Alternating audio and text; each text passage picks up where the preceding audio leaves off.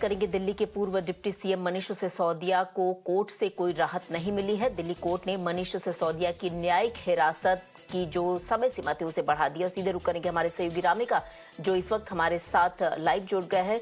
रामे, एक तरीके से 6 अप्रैल तक न्यायिक हिरासत मनीष सिसोदिया की बढ़ाई गई है। उन्हें फिलहाल कोई राहत मिलती नजर नहीं दिख रही।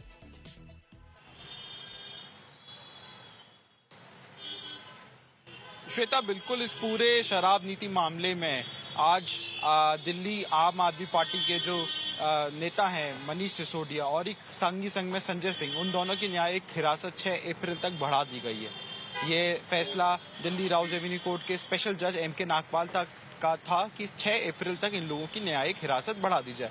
मैं आपको बता दूं कि पिछले कुछ दिनों पहले इन्फोर्समेंट डायरेक्टरेट ने एक अर्जी मूव करी थी कोर्ट में, ये कहते हुए कि मामले को बहुत लंबित रखा जा रहा है इन अक्यूज्डों के द्वारा, इन दोषियों के द्वारा इन मामलों को बहुत लंबित हो रहा है और इसकी वजह से आज तक हम इस पे ट्रायल शुरू नहीं कर पा रहे हैं। ये कहना था इन्फोर्समेंट डायरेक्टरेट का। इन्फोर्समेंट डायरेक्टरेट ने एप्लीकेशन मूव करी थी कि इस पूरे कॉन्स्पिरेसी केस में कॉन्स्पिरेसी आज तक कंटिन्यू कर रही है, जो लीडर्स बाहर हैं वो कॉन्स्पिरेसी कंटिन्यू कर रहे हैं।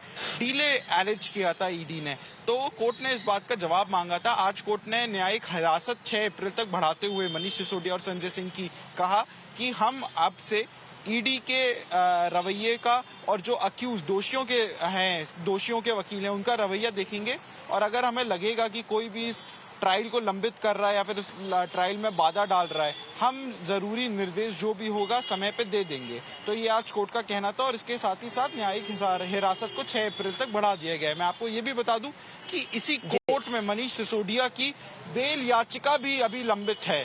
इस पे फ्राइडे को सुनवाई होगी, परंतु आज के लिए इन्फोर्समेंट डायरेक्टरेट के केस में शराब नीति के मामले में 6 अप्रैल तक। जी बिल्कुल रामे, आपका बहुत बहुत शुक्रिया इन तमाम जानकारी के लिए। तो मनीष सिसोदिया को फिलहाल राहत मिलती नजर नहीं आ रही है और बढ़ेंगे अपनी अगली खबर की तरफ। आपको बता दें, पतंजलि आयुर्वेद कंपनी को सुप्रीम कोर्ट से बड़ा झटका लगा है। दवा पर कंपनियों के संदिग्ध दावों को लेकर सुप्रीम कोर्ट ने पतंजलि आयुर्वेद कंपनी के सह संस्थापक बाबा रामदेव को कोर्ट में पेश होने के लिए कारण बताओ नोटिस जारी किया है। अवमानना कार्यवाही पर जवाब दाखिल नहीं करने के लिए पतंजलि आयुर्वेद और आचार्य बालकृष्णन पर सुप्रीम कोर्ट ने कड़ी आपत्ति जताई।